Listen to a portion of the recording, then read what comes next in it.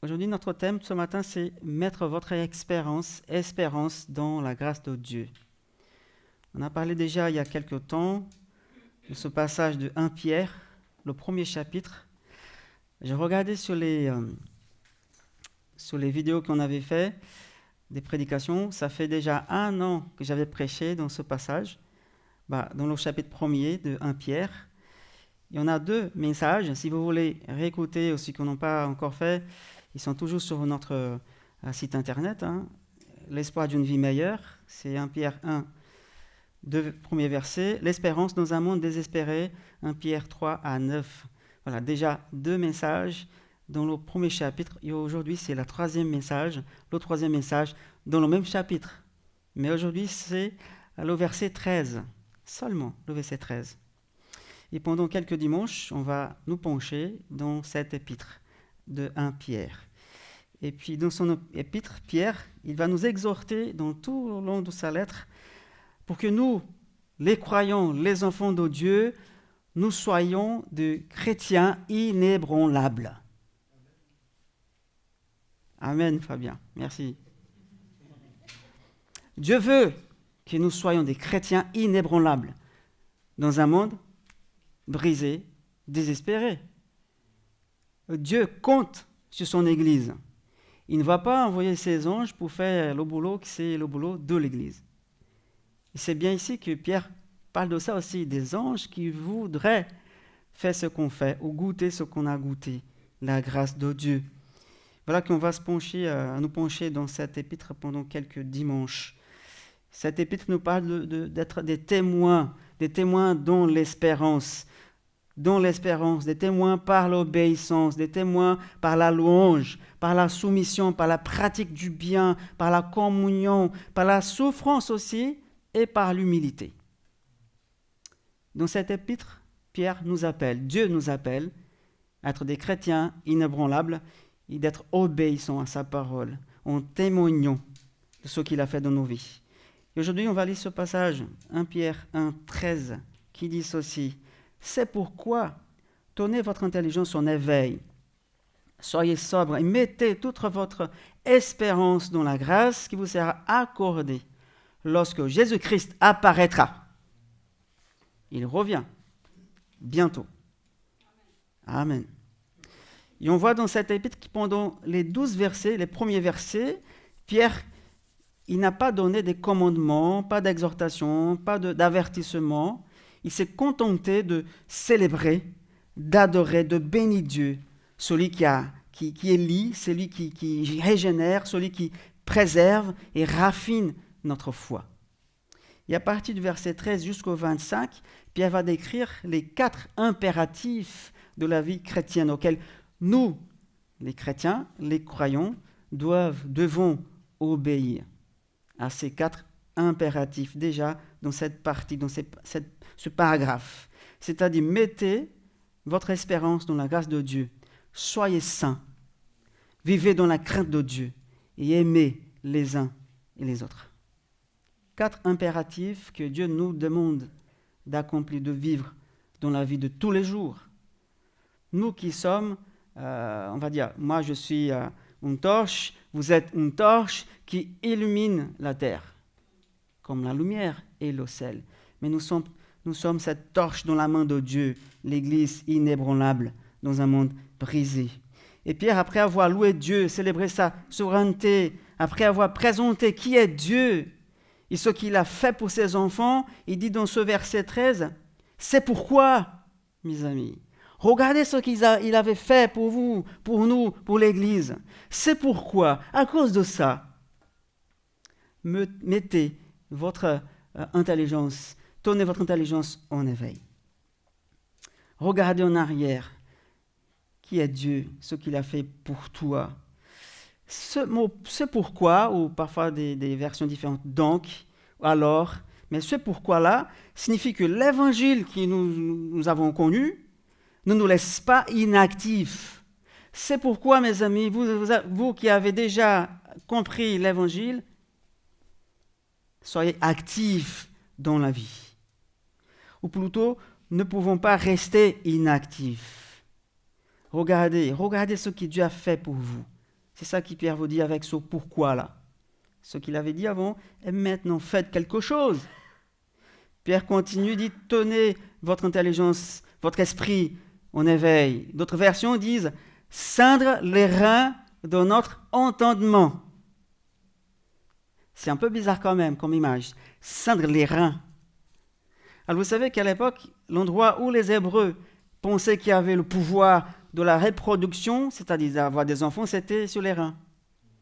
C'est pour ça qu'ils utilisent ce mot les reins, parce que c'est un symbole de puissance, de pouvoir, de créer quelque chose, des choses que Dieu nous a données.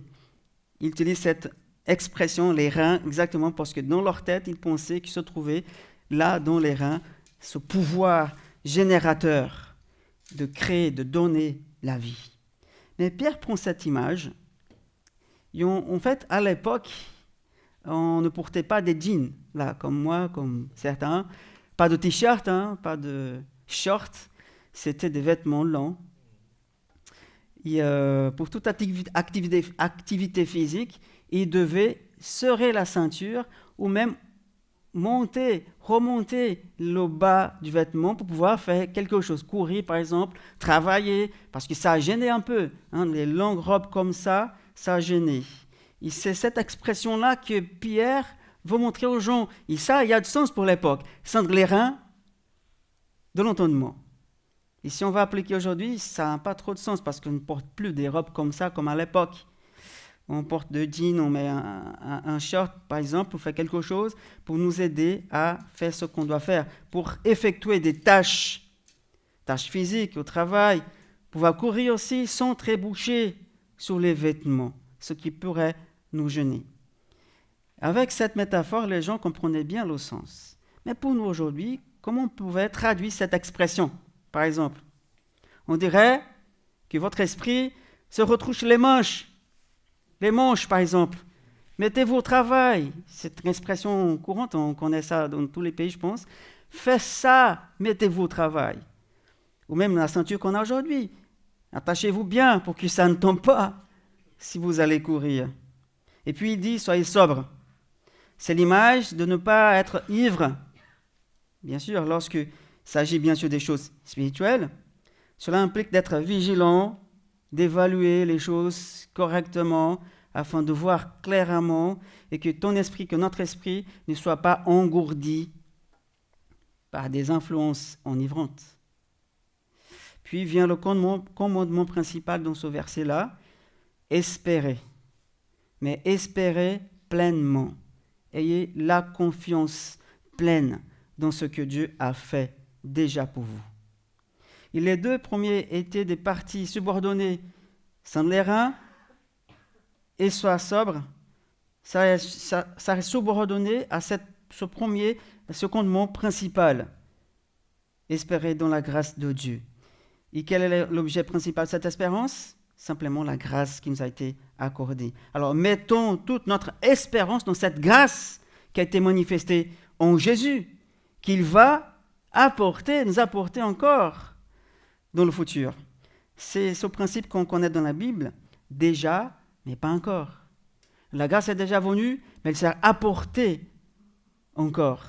Sa grâce dans sa splendeur, dans toute sa majesté. Et Pierre, donc nous commande ici d'espérer dans cette grâce-là qui nous sera apportée à la fin des temps. Et comme j'avais déjà dit il y a quelques mois, par rapport à l'espérance, le terme biblique par espérance est différent de ce qu'on utilise normalement dans la vie. Lorsque nous espérons que quelque chose se produise, nous exprimons notre désir d'un résultat, mais qu'on n'est pas sûr. Mais dans l'usage biblique, l'espérance n'exprime pas l'incertitude, mais la certitude. C'est pourquoi elle est appelée dans Hébreux 6, 19, l'encre de l'âme. Parce qu'elle nous apporte la stabilité, cette espérance qui est basée en Dieu. Alors, l'espérance est donc la foi qui regarde vers l'avenir avec une pleine certitude que Dieu fera ce qu'il dit, ce qu'il a promis. L'espérance biblique est cette foi qui nous aide à regarder dans l'avenir avec cette certitude, cette pleine certitude que Dieu fera ce qu'il a promis pour toi, pour nous, pour l'Église. Alors ce commandement d'espérer en Dieu est le cœur même de ce que Dieu commande et qui lui plaît. Il nous demande tous. Dans Psaume 147, versets 10 et 11, il écrit « Ce n'est pas dans la vigueur du cheval qui se complaît, ce n'est pas dans les jambes de l'homme qu'il met son plaisir, dans son travail, ce qu'il fait.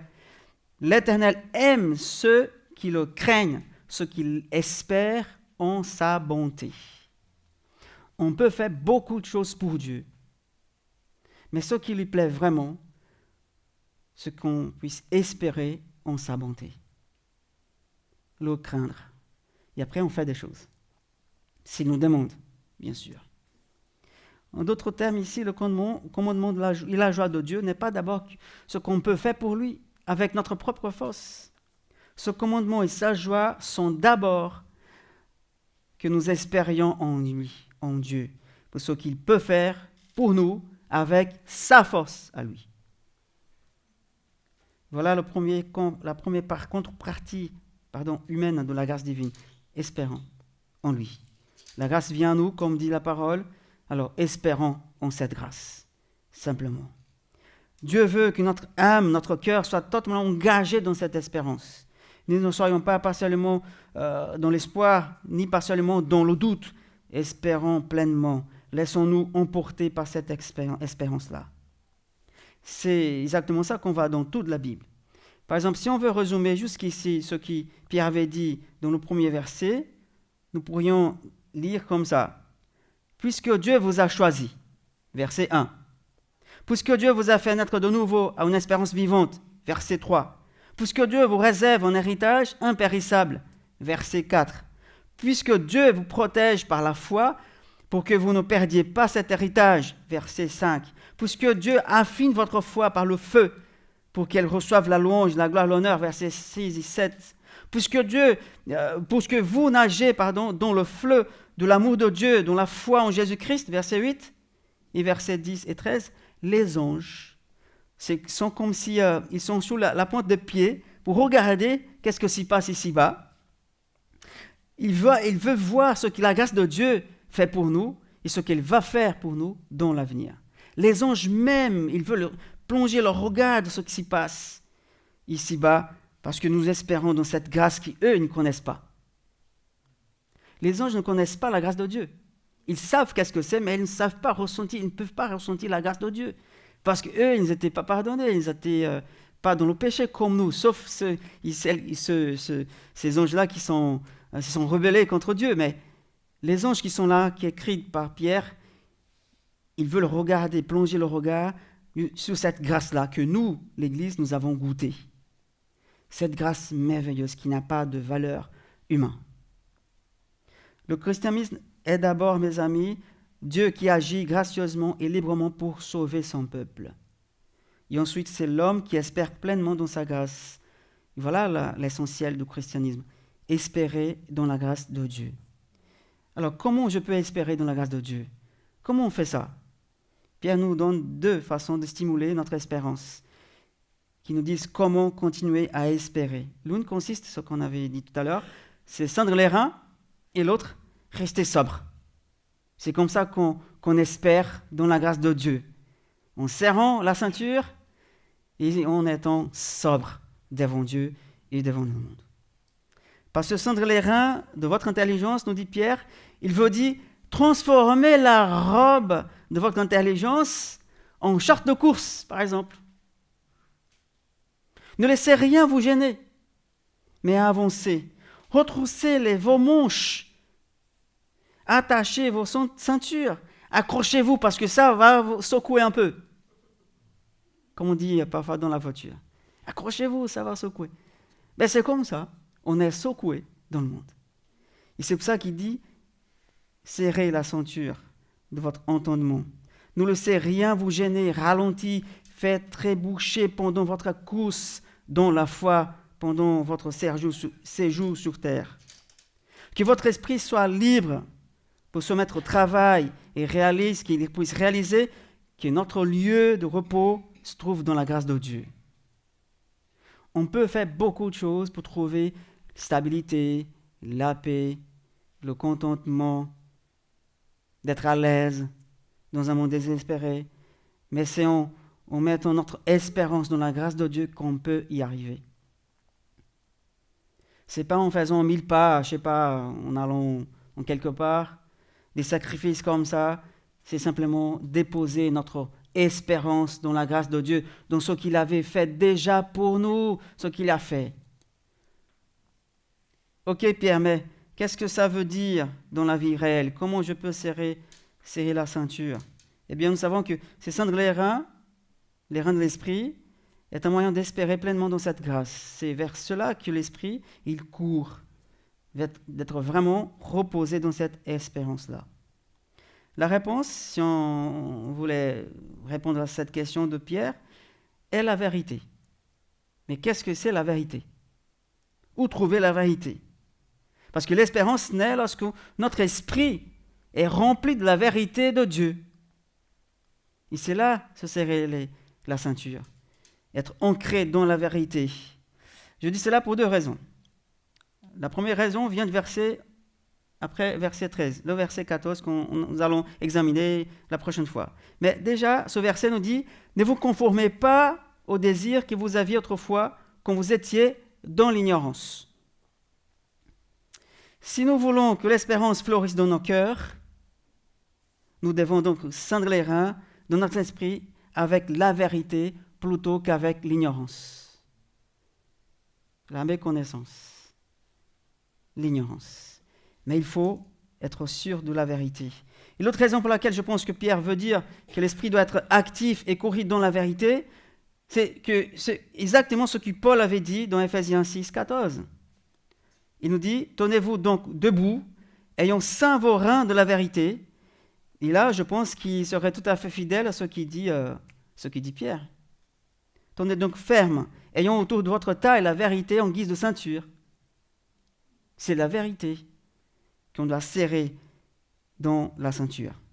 Ceindre l'esprit de la vérité et de le laisser guider, agir dans la vérité est le moyen pour soutenir notre espérance dans la grâce de Dieu.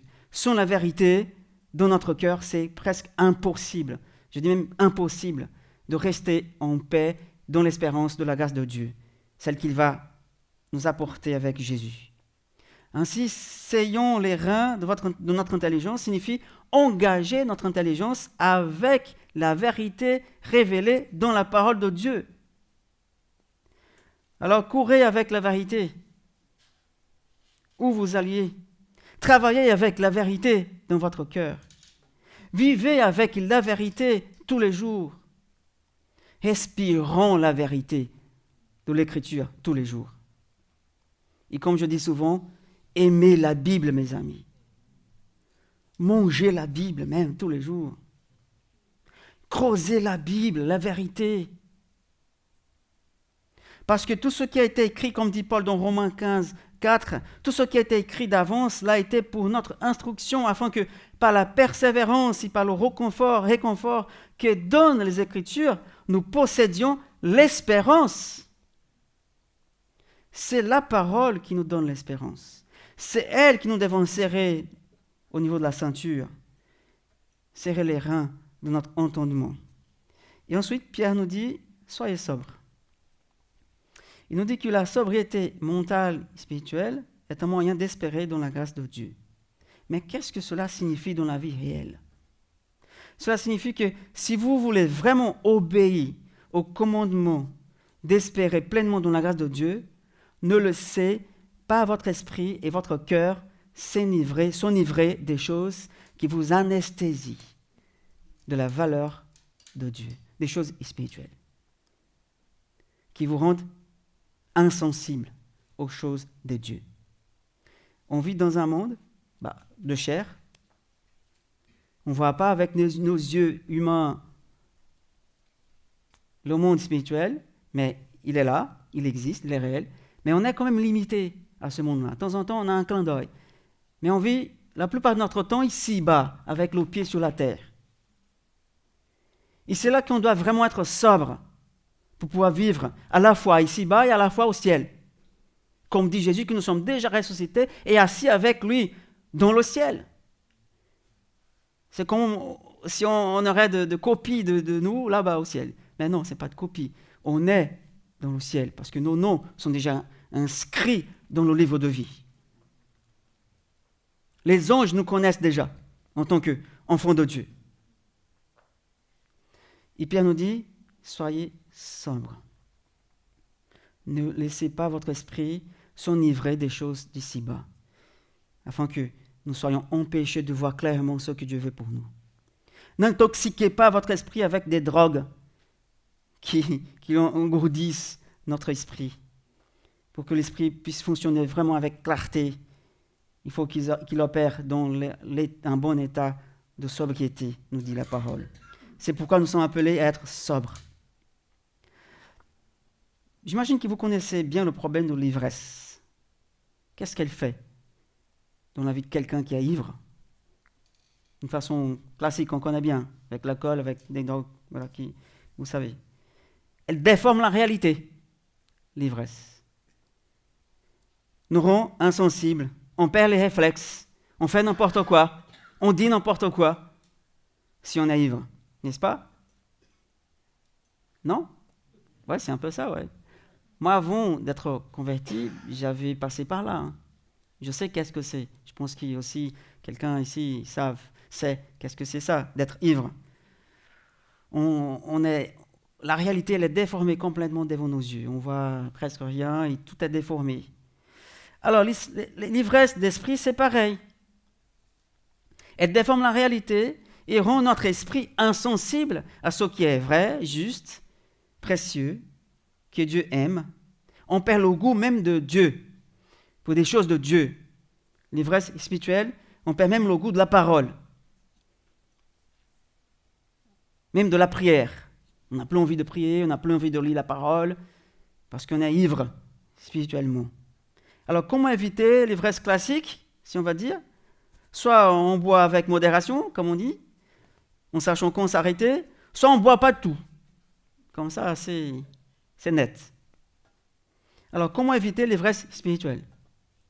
Paul a dit, dans Ephésiens 5, 18, qu'on a bien ce passage, ne vous enivrez pas de vin.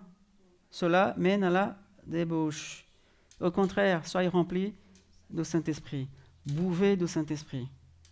Et non de ce qui peut vous amener à la débauche, à faire n'importe quoi, à être insensible aux choses de Dieu, à ne pas voir quand le danger arrive.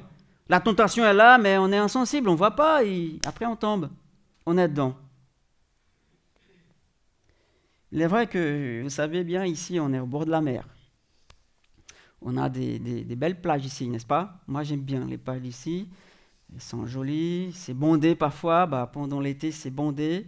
Là, je pense qu'il y a moins de gens, mais normalement, les plages sont bondées. Mais ces plages, malgré qu'elles sont très belles, moi aussi, j'aime bien. Alors que je préfère plutôt la montagne, mais bon, on est au bord de la mer. Et puis, pour certains, les plages sont parfois un champ de bataille. Qu'est-ce que ça veut dire, la plage, un champ de bataille? Surtout pour les hommes chrétiens, si j'ose dire. Tout le monde le sait, les gens portent des maillots de bain à la plage. Mais on voit parfois que les stylistes des maillots de bain féminins, ils sont un peu, voilà. Il me semble qu'ils sont constamment en train de trouver un moyen créatif, on va dire, d'éveiller des mauvais désirs dans l'esprit des hommes, de ces hommes-là, des hommes chrétiens.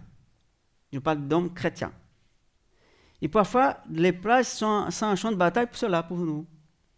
Parce qu'on doit éviter des choses, voilà, ne pas regarder de cette direction-là, parce que c'est un danger. On reste dans la chair, on est bien d'accord. Ce n'est pas que nous sommes faibles, c'est pas ça.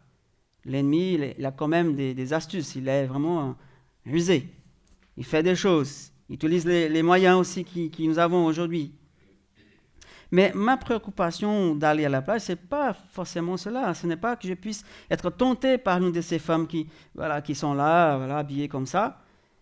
Et, comme dit Jésus, il suffit juste de regarder avec un désir. Et là, on a commis un péché. On a commis même un adultère, si on est marié, si on a quelqu'un. Mais mon souci vient bien avant cela. c'est de savoir comment maximiser l'espérance dans mon cœur, l'espérance dans la grâce de Dieu dans mon cœur. C'est ce dont ce texte me dit que je dois me préoccuper, espérer pleinement dans la grâce de Dieu. Et alors quand je vois des choses comme ça, je me rappelle de la grâce de Dieu, ce qu'il a fait pour moi. Et là, j'évite. C'est ça comme je peux me garder sobre, de ne pas laisser, laisser mes yeux regarder trop longtemps ou revenir à chaque fois. Il faut vraiment éviter le danger du péché, c'est-à-dire la tentation. Et on voit bien qu'il y a beaucoup d'avertissements dans la Bible, comme celle que j'avais annoncée tout à l'heure, Jésus en disant, il suffit juste de regarder avec un mauvais désir, c'est fait, c'est un péché. Je sais que ces stimulations qu'on a dans la rue, pas que ça, il y a plein de choses, sont enivrantes pour mon esprit, qui est encore dans la chair. C'est pour ça qu'on doit rester sobre en pensant ce que Dieu avait fait pour moi. Et si je me permets de les boire à chaque fois de ces stimulations-là, avec trop longtemps, et de revenir à chaque fois, ma passion pour la vérité et l'intensité de mon espoir dans la gloire de Dieu va diminuer. Parce que je vais m'enivrer avec tous ces regards-là, tout ce que je vois. Et c'est intéressant que Jésus, il connaît bien ça. Il dit dans Luc chapitre 11, 34-36, « Tes yeux sont comme une lampe pour ton corps. Si tes yeux sont en bon état, tout ton corps jouit de la lumière. Mais s'ils sont malades, tout ton corps est plongé dans l'obscurité. Fais donc attention à ce que ta lumière, c'est-à-dire notre engagement vers le royaume de Dieu, ne soit pas obscurci. Si ton corps tout entier est dans la lumière, sans aucune partie dans l'obscurité, il jouira pleinement de la lumière, dans la grâce de Dieu. Mais lorsque la lampe t'éclaire, comme lorsque la lampe t'éclaire de sa clarté. » On est d'accord qu'il n'y a pas que l'immoralité sexuelle qui fait ça. Elle n'est pas la seule drogue qui nous enivre, qui rend notre esprit insensible à la réalité spirituelle. Il en va de même pour l'argent, pour le pouvoir, la carrière, les films même, les réseaux sociaux et la pêche aussi. Ça peut devenir une drogue qui nous anesthésie face à Dieu. Mais il y a aussi les sentiments, la rancune, la haine, le ressentiment, l'envie, la jalousie, l'amertume, tout ce que vous voulez. Tout ça sont des drogues qui enivrent notre esprit et nous rendent insensibles aux choses de Dieu. On a du mal à pardonner, on a du mal à aimer, on a du mal à servir parce qu'on est ivre avec les choses du monde. Philippiens 4.8, Paul nous dit « Frères et sœurs, portez vos pensées sur tout ce qui est vrai, tout ce qui est honorable, tout ce qui est juste, tout ce qui est pur, tout ce qui est digne d'être aimé, tout ce qui mérite l'approbation, ce qui est synonyme de qualité morale et ce qui est digne de louange. Portons nos regards, soyons sobres sur tout ce qui est juste et vrai, tout ce qui est bon, louable et synonyme de qualité morale. » Ce qu'il faut retenir ici, mes amis, ce qu'il faut savoir, ce qui obscurcit notre esprit face à Dieu, et de l'éviter, simplement. Vous vous souvenez de Joseph, quand il avait été attiré par la femme de Potiphar, qui voulait coucher avec lui. Qu'est-ce qu'il fait? Il a vu le danger. Il court. Il évite de rester là, devant cette femme. Parce qu'il sait, il connaît ses limites. Voilà, il faut vraiment savoir qu'est-ce qui va nous empêcher d'aller plus loin avec Dieu et de l'éviter. Rester sobre afin d'avoir une espérance pleine et passionnée dans la grâce de Dieu et pouvoir continuer dans la marche de foi que nous sommes en train de faire jusqu'à l'éternité. Comme je disais, Dieu attend de son Église, de vous, de moi, que nous soyons des chrétiens inébranlables face à tous ces dangers qui nous entourent. Pour rester vraiment ancrés dans la grâce de Dieu, soyons sobres et saignons notre ceinture dans la vérité. Ici, dans ce passage, la grande préoccupation de Dieu, c'est que nous ne nous contentions pas d'un cœur à moitié plein d'espoir. Il veut que nous soyons complètement, entièrement remplis de cette joie dans la grâce de Dieu. que nous engagions notre esprit dans la vérité, dans sa parole, cette parole qui produit l'espérance et que nous pouvons partager avec les autres et qu'elle va nous protéger notre esprit afin que nous ne puissions pas être insensibles à ces vérités. Jésus, notre modèle suprême, qu'est-ce qu'il a fait pendant son séjour ici sur terre? Il s'est retroussé ses manches, il a gardé son cœur, il est resté vraiment sobre pendant toute sa vie, il a mené une vie de sobriété. Alors comme lui, nous en tant qu'Église, faisons comme lui. Mettons notre espérance dans la grâce de Dieu qui nous est accordée le jour que Jésus apparaîtra. Il revient. Serrons notre ceinture. Gardons notre esprit tranquille. Aujourd'hui. En l'attendant, faisons aujourd'hui. Laissons l'activité de notre esprit se reposer dans la grâce de Dieu. Aujourd'hui. Parce qu'on attend qu'il revienne. Que Dieu nous aide vraiment à vivre cette foi que nous avons en lui. Avec sobriété et avec activité. D'être actifs dans le royaume de Dieu. Et troussons les manches. Mettons-nous au travail. Vivons la foi à l'extérieur, pas seulement ici. C'est trop facile d'être chrétien ici, dans cette ambiance-là. Mais soyons ceux qui nous sommes, tels que nous sommes ici, dans le monde, afin que nous soyons des témoins de l'obéissance de la parole de Dieu et de cette grâce qui est venue jusqu'à nous. Une grâce que nous ne méritons pas. Nous n'avons pas mérité, mais il nous a donné quand même. Alors que Dieu vous bénisse, vous fortifie, vous encourage à vivre cette foi de manière inébranlable. Amen.